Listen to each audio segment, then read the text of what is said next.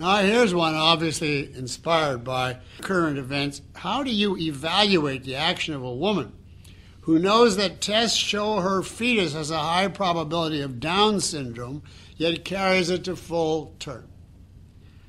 I would say in 99.9% of cases, I think that is bad, wrong, immoral, most especially if it's done in the name of the evil of abortion and being, quote, pro-life. That's a total corruption. And most super especially, if you, when your baby is born, you say, this is perfect, precisely because it is crippled and deformed.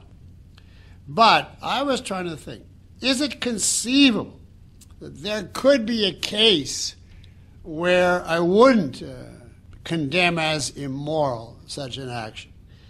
And I suppose a woman really loved her husband, and it was a great value to have a child by him, and he died while she was carrying. And they found with some kind of prenatal test that this Down's baby, in this case, still could be self-supporting, even though to some limited extent. And she was saying, well, she regrets. She knows it's not perfect, etc. It's conceivable she would give in to that. Now, I wouldn't like her if she did that, because if she would place having that as a way of keeping in mind her husband, then I would say, I don't want to involve myself with someone who has, that attitude toward her husband. But I wouldn't say, therefore, it's always 100% wrong. Yes, sir? Well, I was just going to get, I think one more plausible thing that you usually see is that there can be the case of having an abortion can make it difficult to have children later, and a woman could not want to take that risk. Well, if that's the case, but I don't take anybody's word for the idea that there are medical reasons to necessitate not aborting.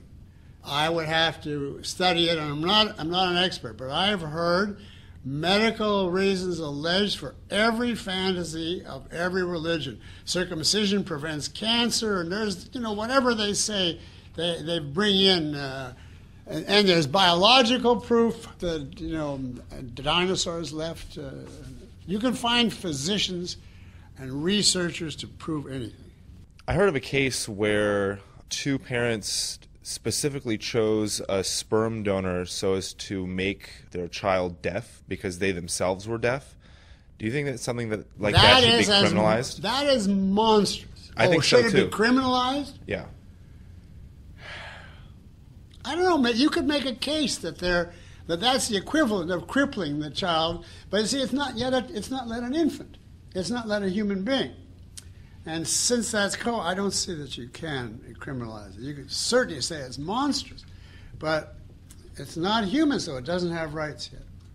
But the idea that, you base your identity on your flaw, your weakness, your deformity, and you're going to inflict it on others, that Christopher Reeve went through.